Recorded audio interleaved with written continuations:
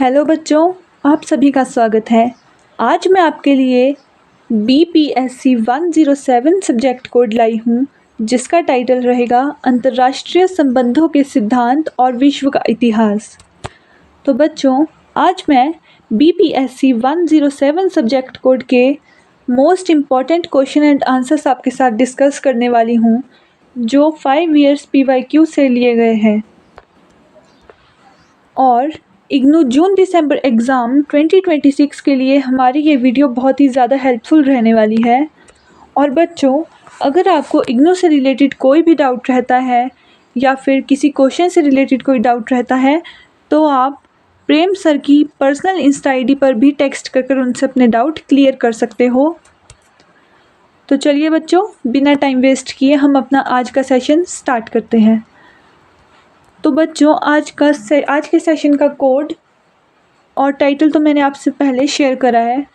आज के सेशन का कोड रहने वाला है BPSC 107 एंड हमारा टाइटल रहेगा अंतर्राष्ट्रीय संबंधों के सिद्धांत और विश्व का इतिहास।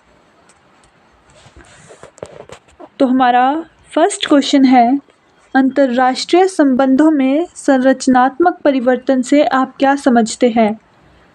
अंतर्राष्ट्रीय संबंधों में संरचनात्मक परिवर्तनों से आप क्या समझते हैं, स्पष्ट कीजिए। अंतर्राष्ट्रीय संबंधों में संरचनात्मक परिवर्तन से आशय विश्व की राजनीति की उस मूलभूत व्यवस्था में आने वाले बदलावों से है जो राज्यों के बीच शक्ति संतुलन, संस्थाओं और अंतःक्रियाओं को प्रभावित करते हैं।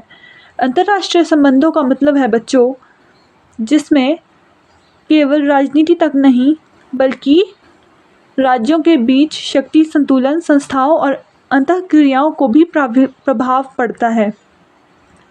ये परिवर्तन केवल घटनाओं तक सीमित नहीं होता बल्कि पूरी अंतर्राष्ट्रीय प्रणाली की संरचना को बदल देता है। इससे जो परिवर्तन होता है वो केवल घटनाओं तक ही नहीं रहता बल्कि पूरे अंतर्राष्ट्रीय प्रणाली को बदल देता है बच्चों। उदाहरण के लिए, शीत युद्ध के अंत के बाद द्विध्रुवीय विश्व व्यवस्था समाप्त होकर एक ध्रुवीय या बहुध्रुवीय व्यवस्था की ओर परिवर्तन हुआ। इससे अमेरिका की प्रमुख भूमिका बढ़ी और नई क्षेत्रीय शक्तियों का उदय हुआ। इसके साथ ही वैश्वीकरण, आर्थिक पारस्परिक निर्भरता, तकनीकी विकास और अंतर्राष्ट्रीय संगठनों जैसे संयुक्त राष्ट्र, विश्व बैंक आदि की भूमिका में वृद्धि ने भी संरचनात्मक परिवर्तन को बढ़ावा दिया।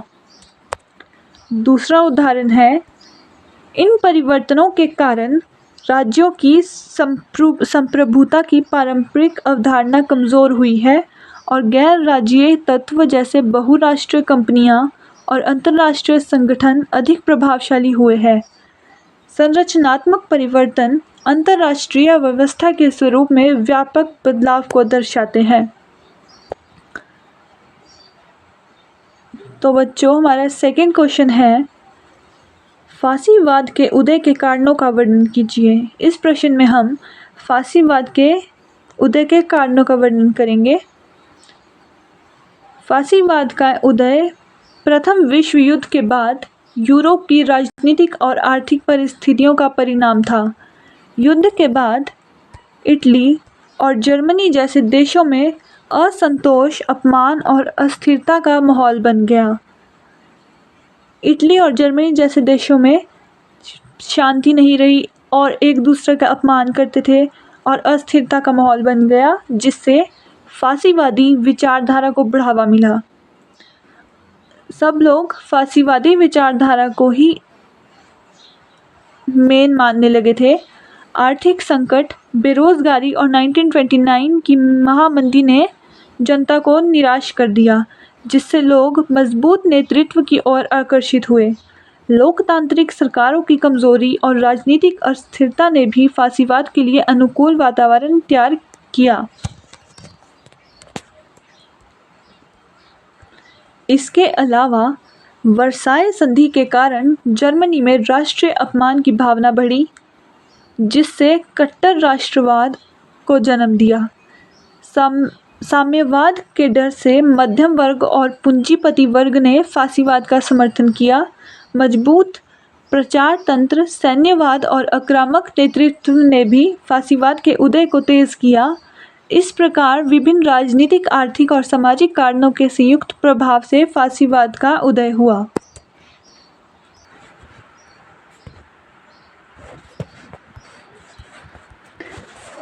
फिर हमारा थर्ड क्वेश्चन है, उदारवाद के सिद्धांत को किस प्रकार अधिक शांतिपूर्ण अंतर्राष्ट्रीय समाज की ओर ले जाते हैं? उदारवाद के सिद्धांत को हम कैसे और शांतिपूर्ण अंतर्राष्ट्रीय समाज की ओर ले जाते हैं? आलोचनात्मक परीक्षण कीजिए।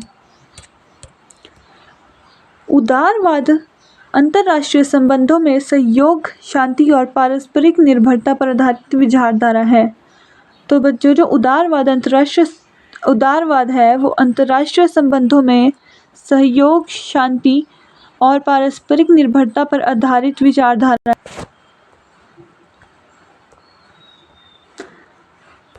इसके अनुसार ही लोकतंत्र, अंतर्राष्ट्रीय संस्थाएं और आर्थिक सहयोग विश्व में शांति स्थापित करने में सहायक होते हैं। लोकतांत्रिक देशों में पारदर्शिता और जनता भी भागीदारी के कारण युद्ध की संभावना कम होती है, जिससे लोकतांत्रिक शांति सिद्धांत कहा जाता है। इसके अलावा संयुक्त राष्ट्र, विश्व बैंक और WTO जैसे अंतर्राष्ट्रीय संगठनों देशों के बीच संवाद और विवाद समाधान को बढ़ावा देते हैं। आर्थिक परस्पर निर्भरता भी युद्ध की लागत बढ़ाकर शांति को प्रोत्साहित करते हैं। हालांकि इसकी आलोचना भी की जाती है। यथार्थवादी विद्वानों को मानना है कि उदारवाद शक्ति राजनीति को नज़रअंदाज करता है। यथार्थवादी विद्वान मानते हैं कि उदारवाद शक्ति राजनीति को नज़रअंदाज करता है। इतिहास में कई लोकतांत्रिक देशों ने भी युद्ध किए हैं। पहले भी हिस्ट्री में बहुत सारे लोकतांत्रिक देशों ने युद्ध करे हैं। अंतर्राष्ट्रीय संस्थाएं अक्सर शक्तिशाली देशों को प्रभाव में कम करती हैं। आर्थिक निर्भरता में भी कई बार संघर्ष के कारण बनती है। उदारवाद शांति की दिशा में महत्वपूर्ण योगदान देता है, लेकिन ये पूर्णतः युद्ध रहित विश्व की गारंटी नहीं देता। उदारवाद युद्ध रहित विश्व की गारंटी ही नहीं देता है। देन हमारा फोर्थ क्वेश्चन है, भारत की संयुक्त राष्ट्र प्रणाली के सुधार की मांग करता रहा है। भारत संयुक्त राष्ट्र प्रणाली के सुधार की मांग करता रहा है। भारत की प्रमुख चिंताओं की व्याख्या कीजिए। भारत राष्ट्र प्रणाली के सुधार की मांग करता रहता है, तो भारत की प्रमुख चिंताओं की व्याख्या कीजिए। प्रमुख चिंताएं डिस्कस करनी है इसमें हमने। भारत लंबे समय से संयुक्त राष्ट्र UN में सुधार की आवश्यकता पर जोर देता रहा है, क्योंकि वर्तमान संरचना द्वितीय विश्व युद्ध के बाद की परिस्थितियों पर आधारित है। भारत काफ़ी टाइम से सुधार की आवश्यकता पर जोर देता रहा, क्योंकि वर्तमान में संरचना द्वितीय विश्व युद्ध, सेकेंड वर्ल्ड वॉर के बाद की परिस्थितियों पर आधारित है और आज की वैश्विक वास्तविकताओं को ठीक से नहीं दर्शाती। भारत की मुख्य चिंता सुरक्षा परिषद की असमान संरचना है, जिसमें केवल कुछ ही देशों को स्थायी सदस्यता प्राप्त है, जबकि विकासशील देशों का प्रतिनिधित्व बहुत कम है। भारत चाहता है कि एशिया, अफ्रीका और लैटिन अमेरिका जैसे क्षेत्रों को अधिक ऊंची प्रतिनिधित्व मिले और भारत को भी स्थायी सदस्यता प्राप्त हो। भारत चाहता है कि एशिया, अफ्रीका और लैटिन अमेरिका में भी अधिक उचित प्रतिनिधित्व मिले और भारत को भी इक्वल ही मिले सदस्यता प्राप्त हो। इसके साथ ही भारत वीटो शक्ति के असमान उपयोग को भी बड़ी समस्या मानता है। भारत वीटो शक्ति को भी असमान इनइक्वल उपयोग की बड़ी समस्या मानता है, क्योंकि इससे निर्णय प्रक्रिया प्रभावित होती है। वर्तमान वैश्विक शुक्ल संतुलन में बदलाव के बावजूद वर्तमान वैश्विक शक्ति संतुलन के बदलाव के बावजूद संयुक्त राष्ट्र में उसका ही सही प्रतिबिंब नहीं दिखता। इसलिए भारत संयुक्त राष्ट्र को अधिक लोकतांत्रिक और प्रभावी बनाने की मांग करता है। फिर हमारा 5th क्वेश्चन है, समकालीन अंतर्राष्ट्रीय संबंधों में मानवीय हस्तक्षेप के विचार की व्याख्या कीजिए। इस प्रश्न में हमने अंतर्राष्ट्रीय संबंधों में मानवीय हस्तक्षेप के विचार की व्याख्या करनी है। मानवीय हस्तक्षेप मीन्स ह्यूमैनिटेरियन इंटरवेंशन का अर्थ है किसी देश के आंतरिक मामले में अन्य देशों या अंतर्राष्ट्रीय संगठनों द्वारा हस्तक्षेप करना।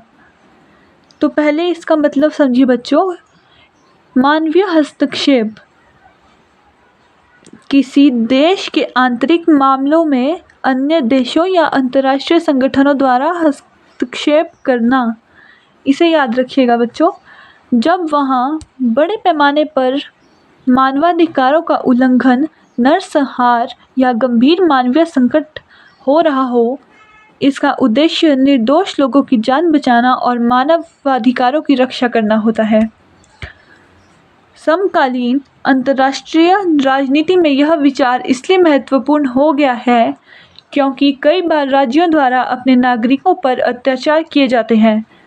ऐसे मामलों में संयुक्त राष्ट्र या अन्य शक्तिशाली देश हस्तक्षेप को नैतिक और मानवीय आधार पर उचित मानते हैं, जैसे कोसोवो संकट में नाटो का हस्तक्षेप होता है।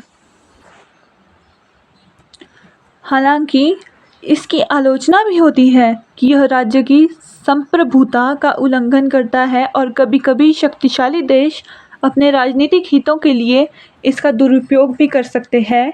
इसलिए यह एक विवादित लेकिन महत्वपूर्ण अवधारणा है। देन हमारा 6th क्वेश्चन है, एक अलग विषय के रूप में अंतर्राष्ट्रीय संबंधों के विकास का पता लगाइए। अलग विषय के रूप में इंटरनेशनल रिलेशंस के विकास का पता लगाना है। तो बच्चों, अंतर्राष्ट्रीय संबंध यानी इंटरनेशनल रिलेशंस एक स्वतंत्र विषय के रूप में 20वीं शताब्दी में विकसित हुआ। अंतर्राष्ट्रीय संबंध 20वीं शताब्दी में विकसित हुआ था। प्रथम विश्व युद्ध के बाद शांति बनाए रखने और युद्ध के कारणों को समझने की आवश्यकता ने इस विषय को जन्म दिया।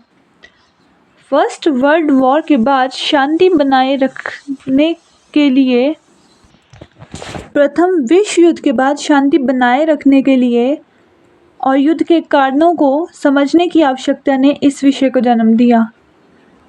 1919 में वेल्स विश्वविद्यालय में पहली बार अंतर्राष्ट्रीय राजनीति की औपचारिक पढ़ाई शुरू हुई।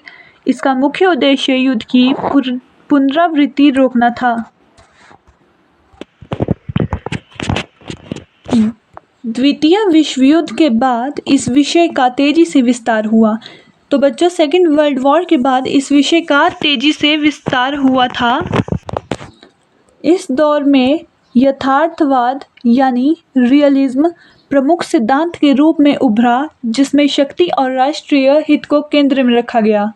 इसके बाद उदारवाद, व्यवहारवाद और नव यथार्थवाद जैसे नए दृष्टिकोण विकसित हुए।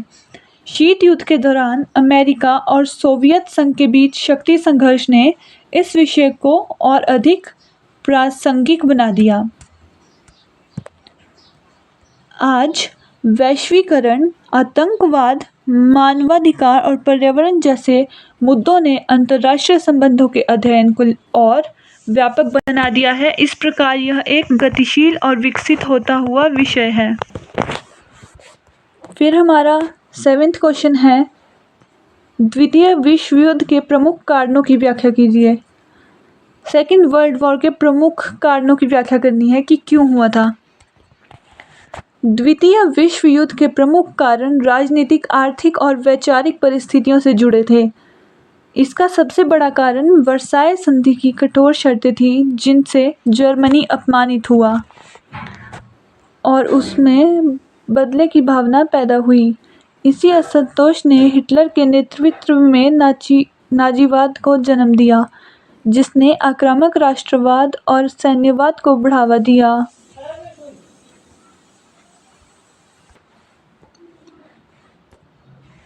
इटली में मुसोलिनी के नेतृत्व में फासीवाद का उदय भी इसी प्रवृत्ति का हिस्सा था। इसका दूसरा प्रमुख कारण है राष्ट्र संघ यानी लीग ऑफ नेशंस की विफलता थी, जो अंतर्राष्ट्रीय विवादों को रोकने में असफल रहा। इसके साथ ही 1929 की आर्थिक महामंदी ने विश्व भर में बेरोजगारी और अस्थिरता बढ़ाई, जिससे कट्टर विचारधाराओं को समर्थन मिला। ब्रिटेन और फ्रांस की तुष्टीकरण नीति ने भी हिटलर को और अधिक आक्रामक बनने का अवसर दिया। इन सभी कारणों के संयुक्त प्रभाव से यूरोप में तनाव बढ़ता गया। इन सभी कारणों से यूरोप में प्रभाव बढ़ता गया और अंत में 1939 में द्वितीय विश्व युद्ध की शुरुआत हुई। देन हमारा 8th क्वेश्चन है, शीत युद्ध की शुरुआत कैसे हुई? शीत युद्ध के विभिन्न चरणों की व्याख्या कीजिए। शीत युद्ध की शुरुआत द्वितीय विश्व युद्ध के बाद, सेकेंड वर्ल्ड वॉर के बाद 1945 में ही हुई। अमेरिका और सोवियत संघ के बीच वैचारिक, राजनीतिक और आर्थिक मतभेदों के कारण हुई। अमेरिका पूंजीवाद और लोकतंत्र का समर्थक था, जबकि सोवियत संघ साम्यवाद का। दोनों महाशक्तियों के बीच अविश्वास बढ़ता गया, विशेषकर जर्मनी के विभाजन, ट्रूमैन सिद्धांत और मार्शल योजना के कारण। दोनों में अविश्वास बढ़ता गया, क्योंकि विशेषकर जर्मनी के विभाजन की वजह से और ट्रूमैन सिद्धांत और मार्शल योजना की वजह से। इससे विश्व 2 गुटों में बंट गया और शीत युद्ध की शुरुआत हुई। शीत युद्ध का पहला चरण था 1947 से 1962 के बीच तनाव और टकराव का दौर था, जिसमें बर्लिन संकट, कोरियाई युद्ध और क्यूबा मिसाइल संकट जैसे घटनाएं हुई।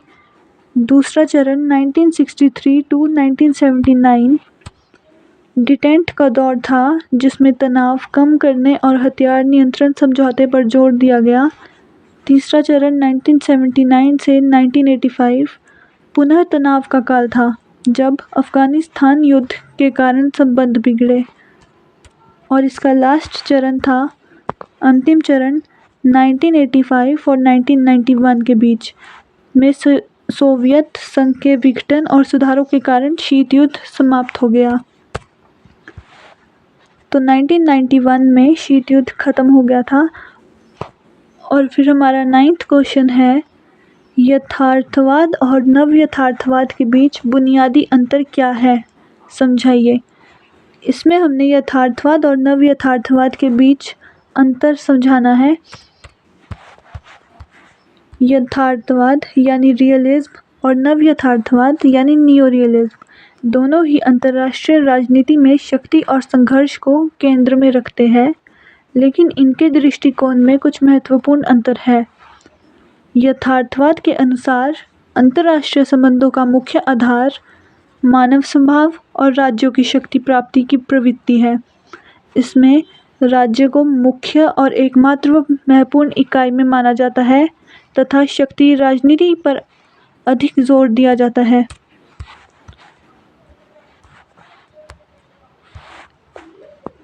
इसके विपरीत नव यथार्थवाद, जिसे संरचनात्मक यथार्थवाद भी कहा जाता है, के अनुसार अंतर्राष्ट्रीय प्रणाली की संरचना ही राज्यों के व्यवहार को निर्धारित करती है। इसमें मानव स्वभाव के बजाय अराजक अंतर्राष्ट्रीय व्यवस्था यानी कि एनार्की और शक्ति वितरण को अधिक महत्वपूर्ण माना जाता है। यथार्थवाद में व्यक्तिगत नेताओं और राज्य की नीतियों को अधिक महत्व दिया जाता है।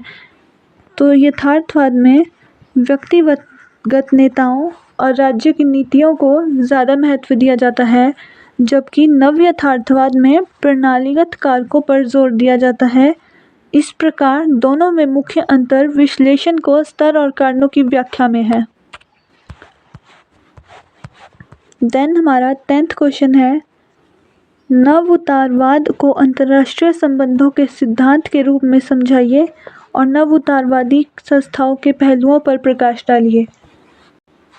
नव उदारवाद यानी नियोलिबरलिज्म अंतर्राष्ट्रीय संबंधों का एक महत्वपूर्ण सिद्धांत है जो ये मानता है कि यद्यपि अंतर्राष्ट्रीय प्रणाली अराजक के अनार्किक है और फिर भी राज्य के बीच सहयोग संभव है।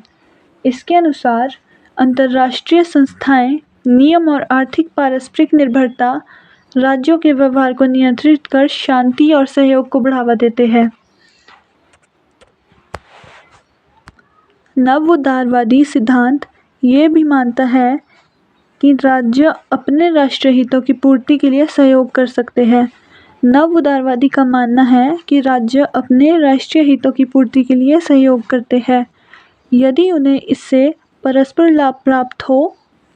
इस दृष्टि से अंतर्राष्ट्रीय संस्थाएं अत्यंत महत्वपूर्ण भूमिका निभाती है। नव उदारवादी संस्थाओं के अंतर्गत संयुक्त राष्ट्र, विश्व व्यापार संगठन, अंतर्राष्ट्रीय मुद्रा कोष और विश्व बैंक जैसे संगठन आते हैं। नव उदारवादी में संयुक्त राष्ट्र, विश्व व्यापार संगठन WTO, अंतर्राष्ट्रीय मुद्रा कोष IMF और IWF बैंक जैसे संगठन आते हैं। यह संस्थाएं नियम निर्माण, विवाद जैसे समाधान और आर्थिक सहयोग को बढ़ावा देती हैं। इन संस्थाओं का प्रमुख कार्य राज्यों के बीच विश्वास बढ़ाना, लेन देन की लागत कम करना और अंतर्राष्ट्रीय सहयोग को स्थिर बनाना है। इस प्रकार नव उदारवाद सहयोग और संस्थागत व्यवस्था पर आधारित सिद्धांत है। देन हमारा 11th क्वेश्चन है, विश्व व्यवस्था सिद्धांत का वर्णन कीजिए। इसमें हमने विश्व व्यवस्था सिद्धांत का वर्णन करना है। विश्व व्यवस्था सिद्धांत यानी वर्ल्ड सिस्टम थ्योरी समाजशास्त्री इमैनुअल वॉलरस्टीन द्वारा प्रस्तुत किया गया एक महत्वपूर्ण सिद्धांत है। World system theory Immanuel Wallerstein द्वारा दिया गया था जो वैश्विक पूंजीवाद व्यवस्था को समझाता है। इसके अनुसार संपूर्ण विश्व एक एकीकृत आर्थिक राजनीतिक प्रणाली के रूप में कार्य करता है जिसमें देशों के बीच असमान विकास पाया जाता है। इस सिद्धांत में विश्व को 3 भागों में बांटा गया है। तो इस सिद्धांत को दुनिया में 3 केंद्रों में बांटा गया है। केंद्र कोर, अर्ध परिधि सेमी पेरिफेरी और परिधि पेरिफेरी। केंद्र देश जैसे विकसित देश तकनीक, पूंजी और शक्ति के आधार पर वैश्विक अर्थव्यवस्था पर नियंत्रण रखते हैं। परिधि देश ज़्यादातर विकासशील देश कच्चा माल और सस्ते श्रम का स्रोत होते हैं, जबकि अर्ध परिधि देश को दोनों के बीच की स्थिति में रहते हैं। यह सिद्धांत बताता है कि वैश्विक असमानता कोई आकस्मिक घटना नहीं है, बल्कि पूंजीवादी विश्व व्यवस्था का संरचनात्मक परिणाम है। इस प्रकार विश्व व्यवस्था सिद्धांत अंतर्राष्ट्रीय आर्थिक संबंधों और असमान विकास को समझने का एक महत्वपूर्ण ढांचा प्रदान करता है। फिर हमारा 12th क्वेश्चन है, वर्तमान विश्व व्यवस्था का वर्णन कीजिए। इसमें हमने वर्तमान विश्व व्यवस्था का वर्णन करना है। क्या यह एक ध्रुवीय या द्विध्रुवीय या बहुध्रुवीय है? उदाहरणों के साथ स्पष्ट कीजिए। इसमें हम एग्जाम्पल्स भी यूज़ करेंगे। वर्तमान विश्व व्यवस्था शीत युद्ध के बाद विकसित हुई, जब सोवियत संघ का विघटन 1991 में हुआ और अमेरिका एक प्रमुख शक्ति के रूप में उभरा। इस समय प्रारंभ में विश्व को एक ध्रुवीय व्यवस्था माना गया, जिसमें अमेरिका राजनीतिक, सैन्य और आर्थिक रूप से सबसे शक्तिशाली था।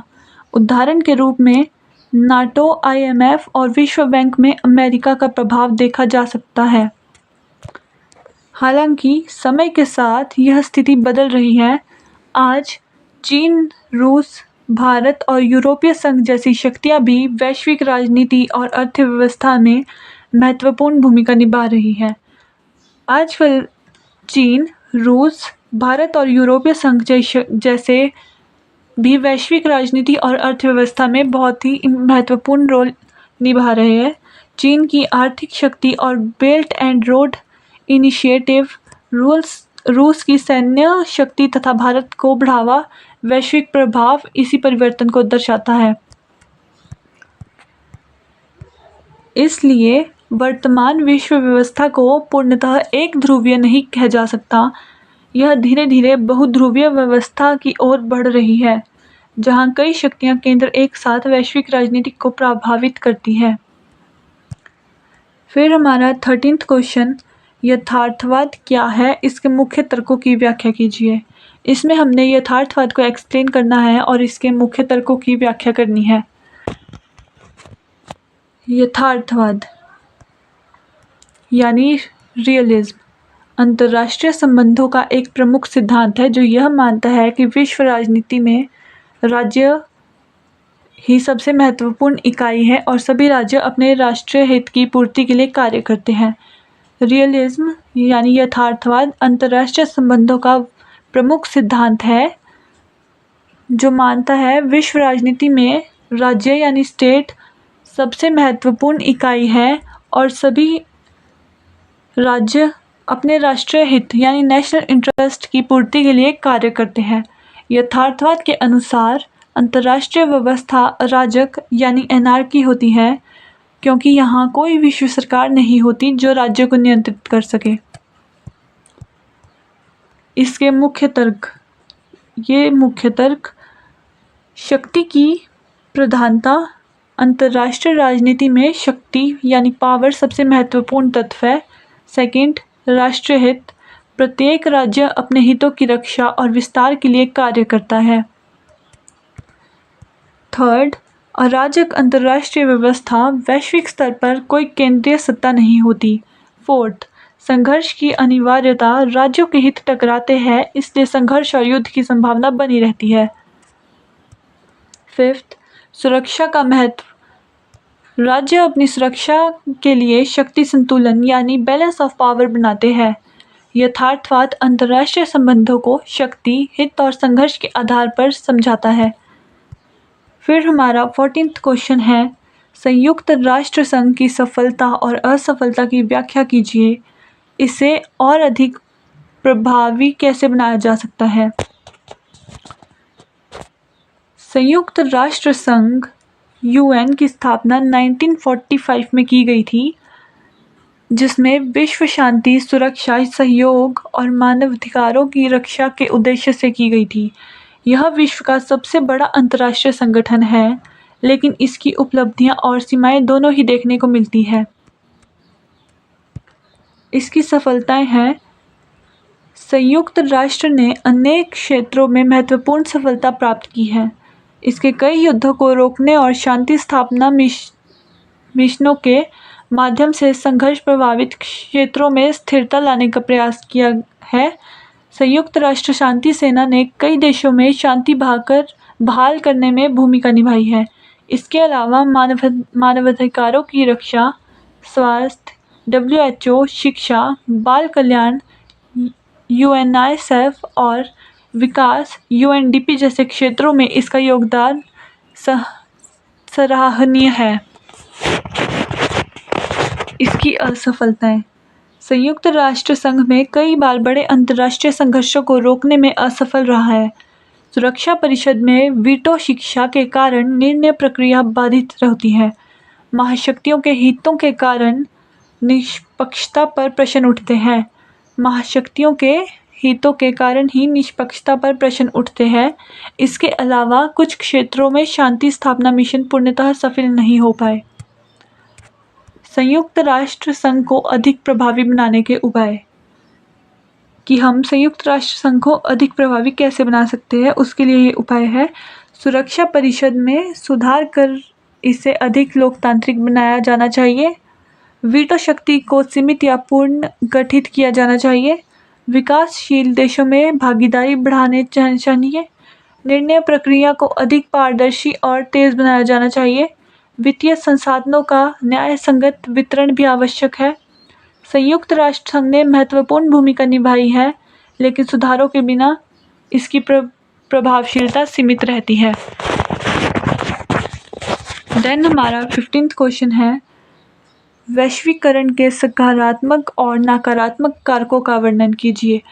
वैश्वीकरण के सकारात्मक और नकारात्मक कारकों का वर्णन करना है। वैश्वीकरण क्या है? सबसे पहले तो वैश्वीकरण का मतलब समझिए। वैश्वीकरण वह प्रक्रिया है जिसके माध्यम से विश्व के विभिन्न देश आर्थिक, सामाजिक, सांस्कृतिक और राजनीतिक रूप से एक दूसरे से जुड़ते हैं।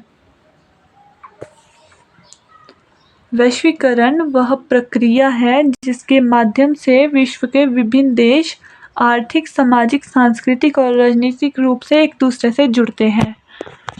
इसके कई सकारात्मक और नकारात्मक प्रभाव देखने को मिलते हैं। सकारात्मक पक्ष में वैश्वीकरण के अंतर्राष्ट्रीय व्यापार और निवेश को बढ़ावा दिया जाता है, जिससे आर्थिक विकास और रोजगार के अवसरों में वृद्धि हुई है। नई तकनीकों और सूचनाओं का तेजी से प्रसार हुआ है, जिससे शिक्षा, संचार और जीवन स्तर में सुधार आया है। विभिन्न देशों के बीच सांस्कृतिक आदान प्रदान बढ़ा है, जिससे आपसी समझ और सहयोग में वृद्धि हुई है। वहीं इसके नकारात्मक पक्ष भी हैं। अगर सकारात्मक है तो नकारात्मक भी होंगे। वैश्वीकरण के कारण अमीर और गरीब देशों के बीच असमानता बढ़ी है। स्थानीय उद्योगों को बहुराष्ट्रीय कंपनियों से कड़ी प्रतिस्पर्धा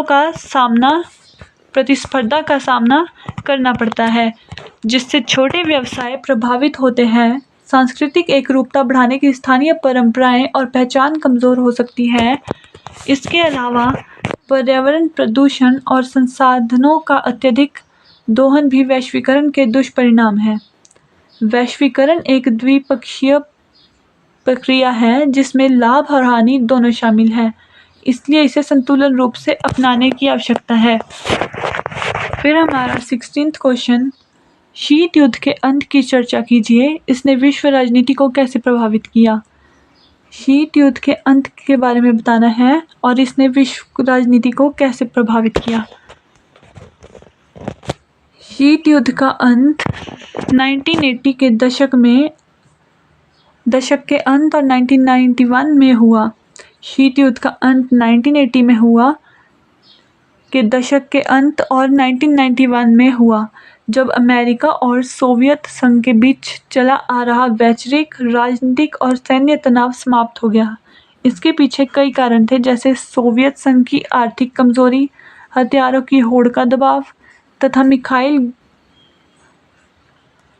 मिखाइल गोर्बाचेव की नीतियाँ, गलास्त्रोस्त खुलापन और पेरेस्त्रोइका पुनर्गठन।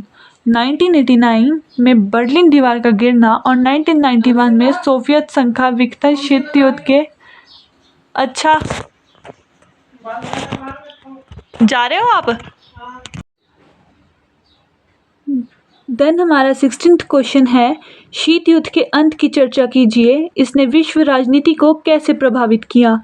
इस प्रश्न में हमने शीत युद्ध के अंत की चर्चा करनी है और इसने विश्व राजनीति को कैसे प्रभावित किया। शीत युद्ध का अंत 1980 के दशक के अंत और 1991 में हुआ, जब अमेरिका और सोवियत संघ के बीच चला आ रहा वैश्विक राजनीतिक और सैन्य तनाव समाप्त हो गया। इसके पीछे कई कारण थे, जैसे सोवियत संघ की आर्थिक कमजोरी, हथियारों की होड़ का दबाव तथा मिखाइल गोर्बाचेव की नीतियाँ। गलास्त्रोस्त यानी खुलापन और पेरेस्त्रोइका जैसे पुनर्गठन। 1989 में बर्लिन दीवार का गिरना और 1991 में सोवियत संघ का विघटन शीत युद्ध के अंत के प्रमुख संकेत थे। शीत युद्ध के अंत का विश्व राजनीति पर गहरा प्रभाव पड़ा। जब शीत युद्ध का अंत हुआ तो इसका विश्व राजनीति पर बहुत ही ज़्यादा गहरा प्रभाव पड़ा था। सबसे महत्वपूर्ण परिवर्तन यह था कि द्विध्रुवीय विश्व व्यवस्था समाप्त होकर एक ध्रुवीय व्यवस्था स्थापित हुई, जिसमें अमेरिका प्रमुख शक्ति बनकर उभरा। अंतर्राष्ट्रीय स्तर पर वैश्विक संघर्ष कम हुआ और सहयोग तथा वैश्वीकरण को बढ़ावा मिला। संयुक्त राष्ट्र की भूमिका भी कुछ समय के लिए अधिक सक्रिय हुई। हालांकि इसके साथ ही नए प्रकार के क्षेत्रीय संघर्ष, आतंकवाद और अस्थिरताएं बढ़ी। शीत युद्ध के अंत में विश्व राजनीति की संरचना को पूरी तरह बदल दिया और नई विश्व व्यवस्था नींव रखी। तो शीत युद्ध से पहले विश्व व्यवस्था कुछ और थी बच्चों, और शीत युद्ध के बाद विश्व व्यवस्था पूरी तरह से बदल चुकी थी। तो हमारा 17th क्वेश्चन है, शीत युद्ध के दौरान नाटो और वार्सा संधि की भूमिका की व्याख्या कीजिए। शीत युद्ध के दौरान नाटो और वार्सा संधि की भूमिका की व्याख्या कीजिए। क्या आपको लगता है कि नाटो को भंग कर देना चाहिए? शीत युद्ध के दौरान नाटो और वार्सा संधि दो प्रमुख सैन्य गठबंधन थे। तो बच्चों, शीत युद्ध के दौरान नाटो और वार्सा संधि दो इसके प्रमुख सैन्य गठबंधन थे जिन्होंने विश्व राजनीति को द्विध्रुवीय बना दिया। नाटो और वार्सा संधि के दौरान विश्व राजनीति द्विध्रुवीय बन गई थी। 1949 में स्थापित नाटो पश्चिमी देशों यानी अमेरिका के नेतृत्व में सैन्य गठबंधन था जिसका उद्देश्य साम्यवाद के प्रसार को रोकना और सदस्य देशों की सामूहिक सुरक्षा सुनिश्चित करना था। इसके विपरीत 1955 में सोवियत संघ के नेतृत्व में वार्सा संधि बनाई गई जिसका उद्देश्य पूर्वी यूरोपीय देशों की रक्षा करना और नाटो का संतुलन बनाना था। इन दोनों गठबंधनों ने शीत युद्ध के दौरान शक्ति संतुलन बनाए रखने में महत्वपूर्ण भूमिका निभाई। इन्होंने प्रत्यक्ष युद्ध को रोका, लेकिन हथियारों की होड़, सैन्य तनाव और प्रॉक्सी युद्धों जैसे कोरिया वियतनाम को बढ़ावा दिया। इस प्रकार इन्होंने विश्व को दो विरोधी गुटों में विभाजित रखा। जहां तक नाटो को भंग करने का प्रश्न है, ये एक विवादास्पद विषय है। शीत युद्ध की समाप्ति के बाद वार्सा संधि तो समाप्त हो गई, लेकिन नाटो आज भी अस्तित्व में है और यूरोप की सुरक्षा, आतंकवाद रोधी प्रयासों तथा अंतर्राष्ट्रीय स्थिरता में भूमिका निभा रहा है। वर्तमान वैश्विक चुनौतियों को देखते हुए नाटो को पूरी तरह भंग करना व्यावहारिक नहीं लगता, बल्कि इसमें सुधार और संतुलन की आवश्यकता अधिक है। तो बच्चों, इसमें सुधार और संतुलन की आवश्यकता ही ज़्यादा है। फिर हमारा 18th क्वेश्चन, संयुक्त राष्ट्र सुरक्षा परिषद की शक्तियों और कार्यों की व्याख्या कीजिए। इसमें हमने संयुक्त राष्ट्र सुरक्षा परिषद की शक्तियों और कार्यों की व्याख्या करनी है। तो संयुक्त राष्ट्र सुरक्षा परिषद संयुक्त राष्ट्र को सबसे महत्वपूर्ण अंग है। संयुक्त राष्ट्र सुरक्षा परिषद संयुक्त राष्ट्र का सबसे इम्पोर्टेंट पार्ट है जिसका मुख्य उद्देश्य अंतर्राष्ट्रीय शांति, इंटरनेशनल पीस और सुरक्षा बनाए रखना है। इसमें कुल 15 सदस्य होते हैं जिनमें 5 स्थायी। तो बच्चों, इसमें कुल 15 सदस्य होते हैं जिनमें 5 स्थायी होते हैं, अमेरिका, रूस, चीन, फ्रांस और ब्रिटेन, और 10 अस्थायी सदस्य शामिल होते हैं। सुरक्षा परिषद की प्रमुख शक्तियों में अंतर्राष्ट्रीय शांति के लिए खतरे की पहचान करना और विवादों को शांतिपूर्ण उपायों जैसे वार्ता, मध्यस्थता और समझौते के माध्यम से सुलझाना शामिल है। यदि स्थिति गंभीर हो जाए तो यह आर्थिक प्रतिबंध लगा सकती है तथा सैन्य कार्रवाई की अनुमति भी दे सकती है। इसके अतिरिक्त परिषद शांति सेना यानी पीस कीपिंग फोर्सेस भेजकर संघर्षग्रस्त क्षेत्रों में शांति बहाल करने का कार्य करती है। सुरक्षा परिषद की एक महत्वपूर्ण विशेषता वीटो शक्ति है। सुरक्षा परिवर्तन की एक इम्पॉर्टेंट विशेषता है वीटो शक्ति, जो केवल स्थायी सदस्यों को प्राप्त है और निर्णय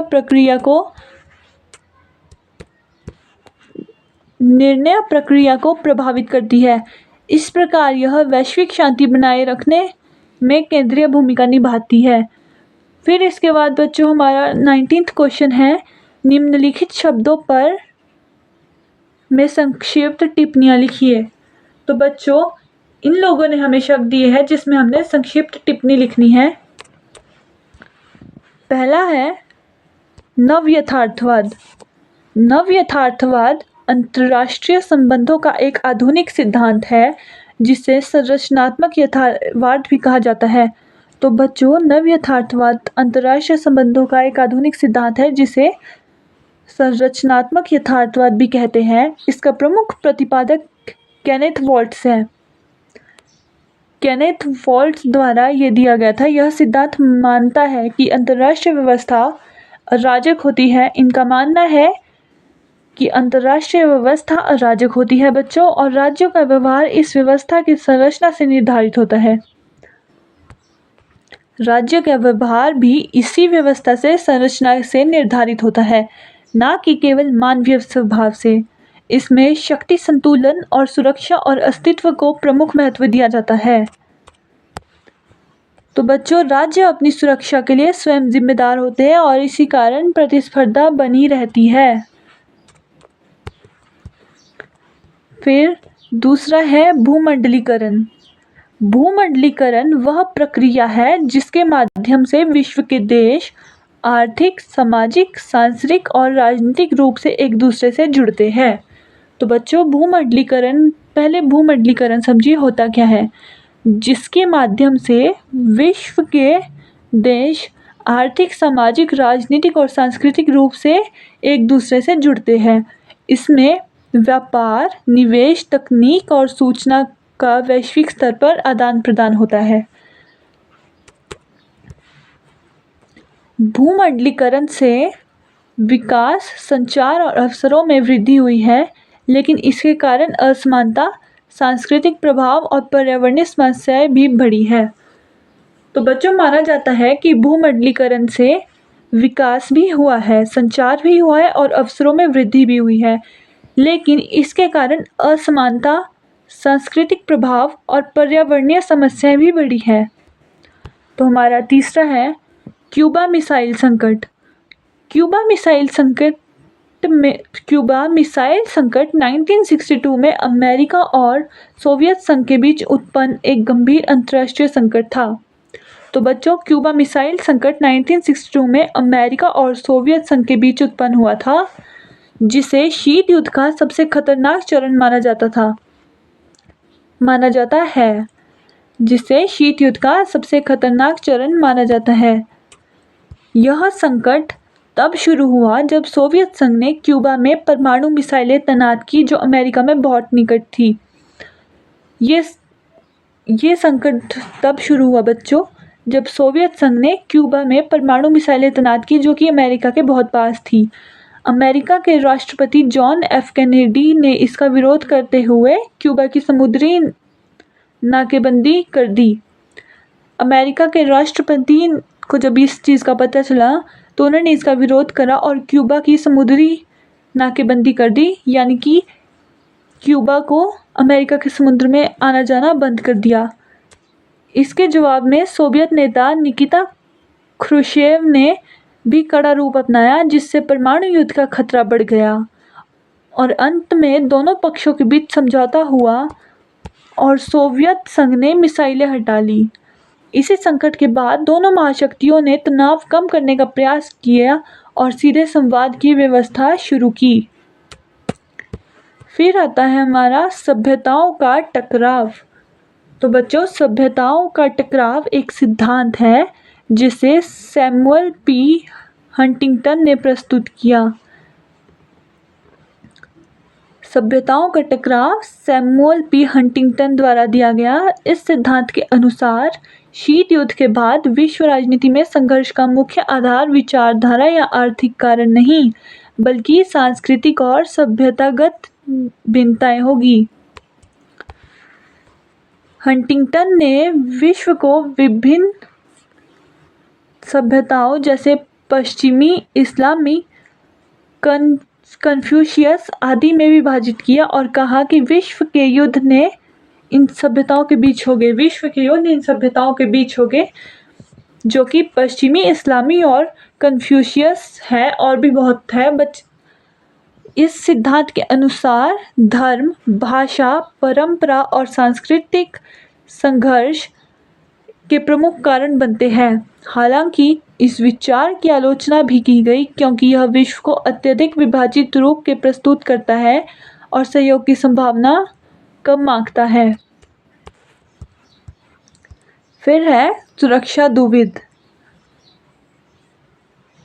सुरक्षा दुविधा अंतर्राष्ट्रीय संबंधों की एक महत्वपूर्ण अवधारणा है, जिसके अनुसार जब कोई राज्य अपनी सुरक्षा बढ़ाने के लिए सैन्य शक्ति या हथियारों में वृद्धि करता है तो अन्य राज्य स्वयं को असुरक्षित महसूस करते हैं और वे भी अपनी सैन्य शक्ति बढ़ाने लगते हैं। तो बच्चों, पहले सुरक्षा दुविधा है क्या, ये समझ लीजिए। सुरक्षा दुविधा अंतर्राष्ट्रीय संबंधों की एक महत्वपूर्ण अवधारणा है, जिसके अनुसार जब कोई राज्य अपनी सुरक्षा बढ़ाने के लिए सैन्य शक्ति या हथियारों में वृद्धि करता है तो अन्य राज्य स्वयं को असुरक्षित महसूस करते हैं और वे भी अपनी सैन्य शक्ति बढ़ाने लगते हैं। इस प्रक्रिया से आपसी अविश्वास और तनाव बढ़ता है, भले ही किसी का उद्देश्य आक्रमण ना हो। परिणाम स्वरूप शांति के बजाय संघर्ष की भावना बढ़ जाती है। ये स्थिति विशेष रूप से अराजक अंतर्राष्ट्रीय व्यवस्था में अधिक देखने को मिलती है। तो बच्चों, इसके बाद है संयुक्त राष्ट्र सुरक्षा परिषद। संयुक्त राष्ट्र सुरक्षा परिषद संयुक्त राष्ट्र का प्रमुख अंग है, जिसका मुख्य कार्य अंतर्राष्ट्रीय शांति और सुरक्षा बनाए रखना है। तो बच्चों, संयुक्त राष्ट्र सुरक्षा का मतलब है अंतर्राष्ट्रीय शांति और सुरक्षा बनाए रखना।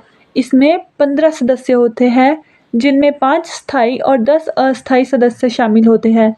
यह परिषद विवादों को शांतिपूर्ण तरीके से सुलझाने, आर्थिक प्रतिबंध लगाने और आवश्यक होने पर सैन्य कार्रवाई की अनुमति देने का अधिकार रखती है। इसके पास शांति सेना भेजने का भी अधिकार है। इसकी एक प्रमुख विशेषता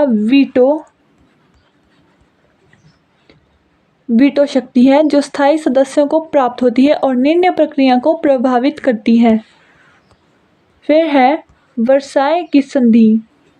वर्साय की संधि प्रथम विश्व युद्ध के बाद 1919 में मित्र राष्ट्रों और जर्मनी के बीच हुई शांति संधि थी।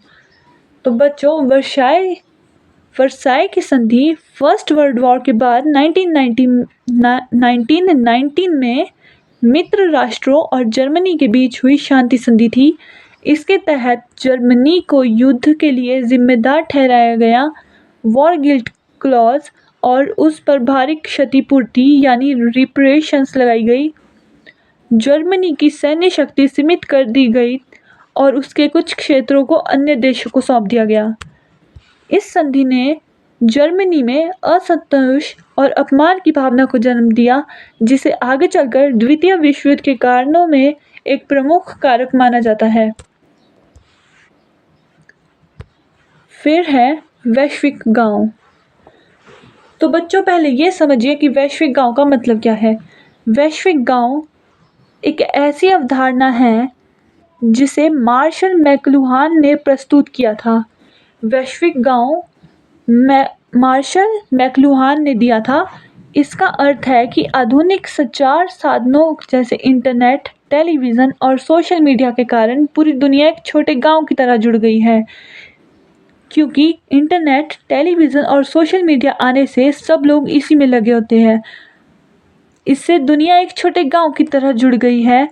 इससे सूचना का आदान प्रदान तेज़ हो गया है और विभिन्न देशों के बीच सांस्कृतिक, आर्थिक और सामाजिक संबंध मजबूत हो गए हैं। हालांकि इसके साथ सांस्कृतिक एकरूपता और डिजिटल असमानता जैसी समस्याएं भी उत्पन्न होती है। फिर है प्रथम विश्व युद्ध यानी फर्स्ट वर्ल्ड वॉर। प्रथम विश्व युद्ध 1914 से 1918 के बीच लड़ा गया एक वैश्विक युद्ध था, जिसमें मुख्यतः 2 गुट शामिल थे। तो बच्चों, प्रथम विश्व युद्ध में 2 गुट शामिल थे, मित्र राष्ट्र ब्रिटेन, फ्रांस, रूस आदि। पहला था मित्र राष्ट्र ब्रिटेन, फ्रांस, रूस आदि इसमें शामिल थे, और एक था केंद्रीय शक्तियाँ, जिसमें जर्मनी, ऑस्ट्रिया हंगरी आदि शामिल थे। इस युद्ध का मुख्य कारण राष्ट्रवाद, साम्राज्यवाद, सैन्यवाद और गुटबंदी था। तो बच्चों, प्रथम विश्व युद्ध का मुख्य कारण था राष्ट्रवाद, साम्राज्यवाद, सैन्यवाद और गुटबंदी, जबकि तात्कालिक कारण ऑस्ट्रिया के आर्चड्यूक फ्रांस फर्डिनेंड की हत्या थी। इस युद्ध में भारी जनधन की हानि हुई और कई साम्राज्यों को पतन हुआ। युद्ध के परिणाम स्वरूप नई राजनीतिक व्यवस्था बनी और आगे चलकर द्वितीय विश्व युद्ध की पृष्ठभूमि तैयार हुई। फिर है इतिहास का अंत। तो बच्चों, इतिहास का अंत की अवधारणा फ्रांसिस फुकुयामा द्वारा दी गई। उनके अनुसार शीत युद्ध के समाप्त होने के बाद उदार लोकतंत्र और पूंजीवादी व्यवस्था मानव समाज की अंतिम और सर्वोत्तम व्यवस्था बन चुकी है। इसलिए बड़े वैचारिक संघर्षों का युग समाप्त हो गया है। फुकुयामा का मानना था कि अब भविष्य में कोई नई विचारधारा इस व्यवस्था को चुनौती नहीं दे पाएगी। फुकुयामा मानते थे कि इन फ्यूचर कोई विचारधारा इस व्यवस्था को चुनौती नहीं दे पाएगी, केवल छोटे छोटे बदलाव ही होंगे। लेकिन इस विचार की आलोचना भी की जाती है, क्योंकि आज भी दुनिया में विभिन्न प्रकार के संघर्ष, युद्ध और वैश्विक मतभेद मौजूद हैं। इससे स्पष्ट होता है कि इतिहास का अंत पूरी तरह सत्य नहीं माना जाता। फिर है तनाव शैथिल्य। तनाव शैथिल्य का मतलब समझिए पहले। तनाव शैथिल्य का अर्थ है अंतर्राष्ट्रीय संबंधों में तनाव का कम होना। यह शब्द विशेष रूप से शीत युद्ध के दौरान अमेरिका और सोवियत संघ के बीच संबंधों में आई नरमी को दर्शाता है। 1960 और 1970 के दशक में दोनों महाशक्तियों ने आपसी संघर्ष को कम करने, वार्ता बढ़ाने और हथियारों की होड़ को नियंत्रित करने का प्रयास किया। इसके परिणाम स्वरूप कई समझौते हुए, जैसे परमाणु हथियारों की सीमा तय करना। इससे विश्व में शांति और स्थिरता को बढ़ावा मिला, हालांकि यह पूरी तरह स्थायी नहीं रहा। फिर है परमाणु राज्य। परमाणु राज्य वह देश होता है जिसके पास परमाणु हथियार बनाने और उपयोग करने की क्षमता होती है। तो बच्चों, परमाणु राज्य वो होता है जिसके पास परमाणु हथियार बनाने और उसको यूज़ करने की क्षमता होती है। ऐसे देशों के पास अत्यधिक विनाशकारी शक्ति होती है, जिससे अंतर्राष्ट्रीय राजनीति में उनका प्रभाव पड़ जाता है। अमेरिका, रूस, चीन और भारत और पाकिस्तान जैसे देश परमाणु राज्य माने जाते हैं। परमाणु हथियारों के कारण सुरक्षा और शक्ति संतुलन की राजनीति प्रभावित होती है, साथ ही वैश्विक शांति के लिए खतरा भी उत्पन्न होता है। तो बच्चों, इन सब से वैश्विक शांति के लिए भी खतरा उत्पन्न होता है। तो बच्चों, ये था हमारा आज का सेशन। वीडियो को लाइक कीजिएगा, चैनल को सब्सक्राइब कीजिएगा और बेल आइकन दबाना मत भूलिएगा। मिलते हैं नेक्स्ट वीडियो में न्यू कोड और न्यू टाइटल के साथ।